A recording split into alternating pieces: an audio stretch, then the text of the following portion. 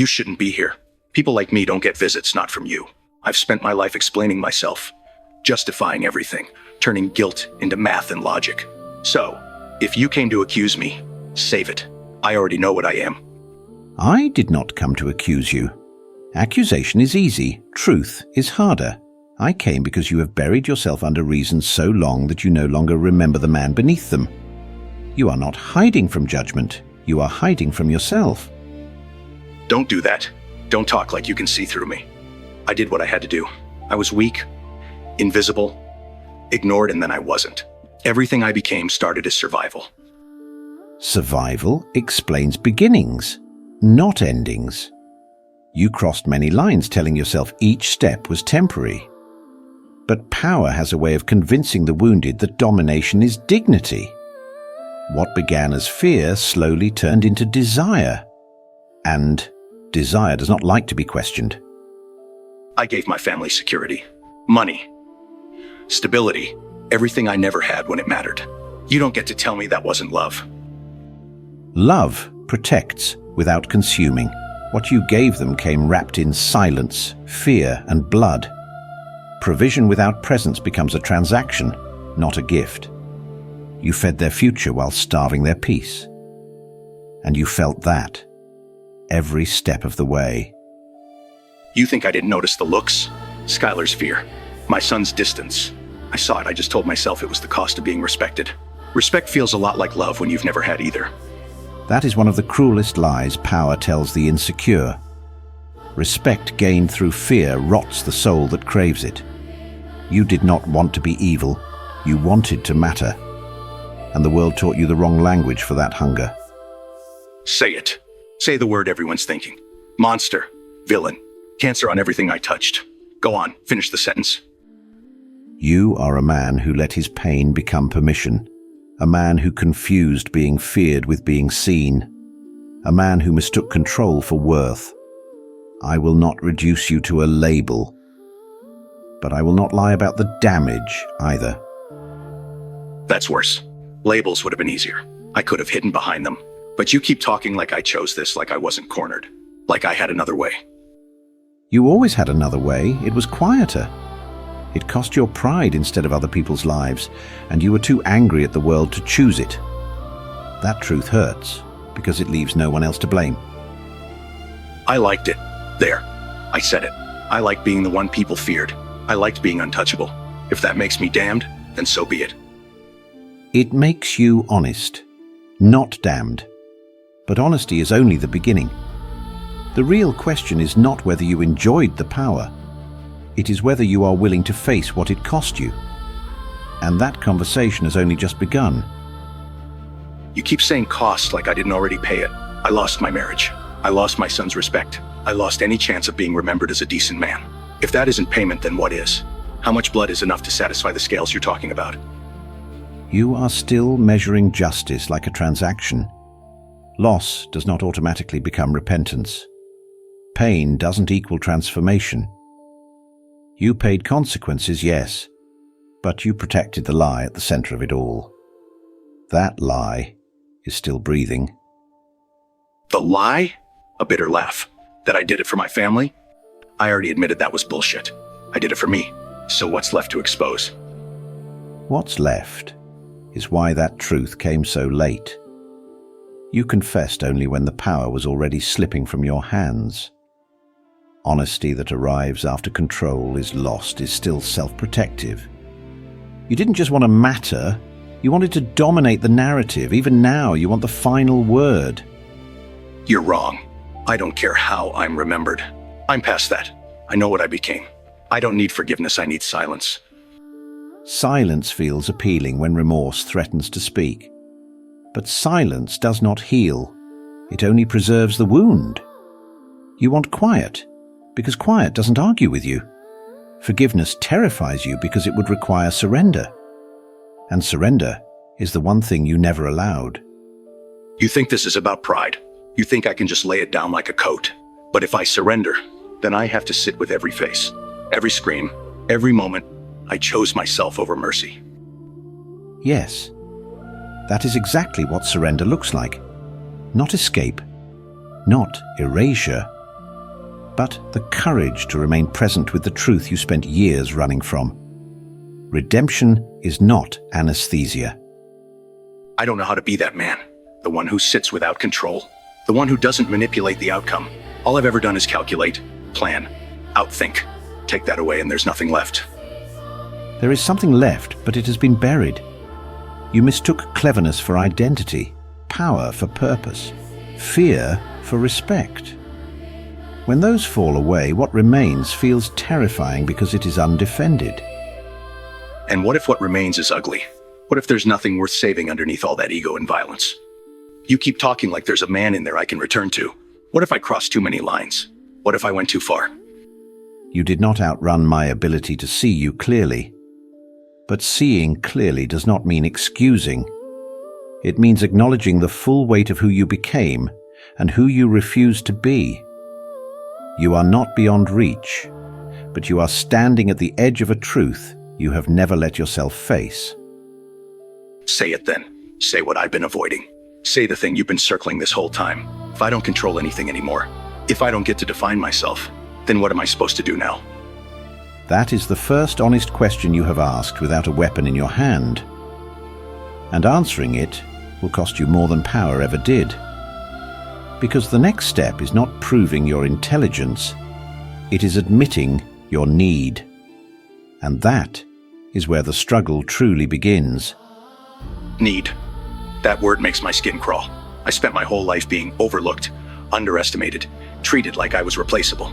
Need feels like weakness, like going back to being small, ignored, powerless. I built everything I became to never feel that again. Need is not weakness. It is truth without armor. You mistook self-sufficiency for strength because dependence once humiliated you. But power that refuses need eventually feeds on others to survive. You didn't escape smallness. You buried it under control. And control demanded more every time. You think I don't see it? Every time someone backed down, every time my name carried weight, it felt like oxygen. I told myself it was respect, but it was relief. Relief from feeling insignificant. Relief from being forgotten. Relief fades when it's built on fear. Fear must keep escalating to stay convincing. That is why you were never satisfied, never finished, never at rest. You weren't chasing money or legacy. You were chasing silence from the voice that said you didn't matter. And what if that voice was right? What if without the power, the name, the reputation, I really am nothing? You're asking me to strip away the only proof I ever had. You're asking me to sit in that emptiness and call it faith. That feels like jumping without knowing if there's ground. Faith is not the absence of fear. It is choosing not to be ruled by it. The ground you're afraid isn't, there is not success or control. It's grace. Grace does not applaud your intelligence or excuse your damage. It holds you steady when the performances stop. And that is why it feels unbearable to approach. I don't know how to live without performing. Every room I entered, every move I made, it was strategy. If I wasn't winning, I was preparing to. You're asking me to be still in a life where stillness always meant losing. I don't know who I am without the fight. You learned to fight because the world taught you worth was competitive. But stillness is not surrender to meaninglessness. It is the moment the soul stops negotiating for value. You are afraid because stillness would force you to hear everything you've drowned out. And because you suspect the truth will ask more of you than dominance ever did. Say it plainly. No parables. No distance. If I stop fighting, stop controlling, stop proving, what does that leave me with? What am I supposed to do with the wreckage I created? You begin by naming it without bargaining, not explaining, not minimizing, not reframing. You let the wreckage be seen as wreckage. You grieve the harm without turning it into a lesson that flatters you. And you stay present when the grief doesn't resolve you. That sounds like hell. Living with it. Not fixing it. Not outsmarting it. Just carrying it. Hells are built on avoidance. This is something different. This is the long, unglamorous work of truth. You won't be admired for it. but you will be honest for the first time without an audience. And if I can't do it, if I reach for control again the moment it hurts too much, if I relapse into the only language I ever mastered, what then? Then we begin again. Not because failure is acceptable, but because honesty is learned, not installed. You are not asked to transform overnight. You are asked to stop pretending you don't need help. And that question is still open. Redemption. That word sounds too clean for a life like mine. People like me don't get redeemed, we get remembered as warnings. I poisoned everything I touched. And now, you're telling me there's a way forward? It feels dishonest. Like erasing what I did. Redemption is not erasure. It does not rewrite history or pretend the harm never happened. It tells the truth all the way to the end and refuses to abandon the sinner inside it. You are afraid redemption means being let off the hook. It means staying on it without hiding. Then say it clearly. If redemption doesn't clean my hands, what does it actually demand from me? I can't undo the dead. I can't give back the years I stole from my family. So what is left for someone who ran out of moves? What is left is responsibility without control, confession without leverage, sorrow that doesn't ask to be admired. Redemption begins when you stop trying to manage the outcome of your honesty, when you let truth stand, even if it costs you dignity. Dignity was all I ever wanted. I thought power would give it to me. Turns out it just kept me busy enough not to notice how empty I was becoming. If I let go now, there's nothing impressive left. Just a man who failed loudly. There is nothing impressive about repentance, and that is why it heals. You no longer need to be exceptional to be loved. The hunger that drove you was never for greatness. It was for worth that didn't have to be earned every morning. That worth still exists, untouched by your rise and fall. You keep saying that like it's obvious. But my whole life taught me the opposite. Worth was performance. Respect was dominance. Love was conditional and temporary. And those lessons shaped your choices. But they were lies taught by a broken world, not eternal truths. Redemption is the slow unlearning of what survival taught you. It feels like loss before it feels like freedom. Because you are grieving the version of yourself that thought control was safety. If I walk this path, there's no applause at the end, is there? No moment where everything balances out. No scale tipping back in my favor. Just living with what I did and choosing differently now. That sounds unbearably small. It sounds small because the world taught you to chase grandness. But redemption often looks like faithfulness in obscurity. Like choosing truth when no one is watching. Like refusing to weaponize your intelligence again. Like becoming accountable instead of untouchable. And if no one forgives me? If my family never trusts me again? If my name stays stained, no matter what I do next? What if obedience gets me nothing back? Then obedience will still be worth it. Because redemption is not a bargain with other people. It is alignment with truth when reward is uncertain. You are not promised restoration of reputation. You are invited into restoration of soul. That terrifies me more than prison ever did, because it means I can't control how this ends. I have to live honestly without knowing if it fixes anything. I have to choose good without proof it pays off. I don't know if I'm strong enough for that. You were never asked to be strong enough alone. Redemption is not powered by will.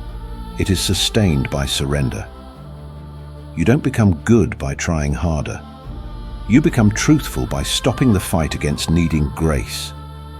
And you are standing closer to that choice than you realize. Then don't rush me. I don't know how to step into this without reaching for control again. But for the first time, I don't want to lie about it. That's all I have right now. Is that enough to begin? It is exactly how it begins. And we are not finished. I see it now. All that brilliance, all that planning, it was armor. I didn't want to be seen as small again, so I made myself dangerous. I told myself I was providing, but I was really hiding. Hiding from the terror of being ordinary and unloved. You were never unloved. You were unheard, overlooked, and wounded, and you answered pain with control. Armor can keep you alive, but it can never let you be known. What you are naming now is not weakness. It is the first moment you have stood without weapons. I can't fix what I broke. I can't make them feel safe again. I can't undo the fear I put in my own son's eyes. All I can do is stop lying about why I did it and live with that truth. That is repentance, not self-hatred, not self-justification, but choosing truth even when it offers no escape. You are not asked to repair the past. You are asked to stop repeating it. Then I'll stop running. I'll stop pretending I was the hero of my own story. I'll let the damage be named without arguing back. I don't know who I am without the empire I built, but I don't want to be that man anymore. When a man releases the lie that kept him powerful, he finally becomes reachable. Redemption does not give you a new past. It gives you a truthful present. And from truth, something clean can still grow. I don't expect forgiveness. I don't expect peace right away. I expect this to hurt for a long time. But for the first time, I'm not trying to escape the hurt. I'm staying. That is enough. Staying when you could dominate. Listening when you could manipulate. Bearing responsibility without demanding relief. This is the path out of darkness. Then walk with me. Not because I deserve it, but because I don't trust myself to do this alone. If I stumble, I need truth more than power. I need you to keep me honest. I will walk with you, not to erase what you've done, but to redeem what remains. Your story will no longer be ruled by fear. The man who stops lying has already begun to change, and this is where it ends and begins.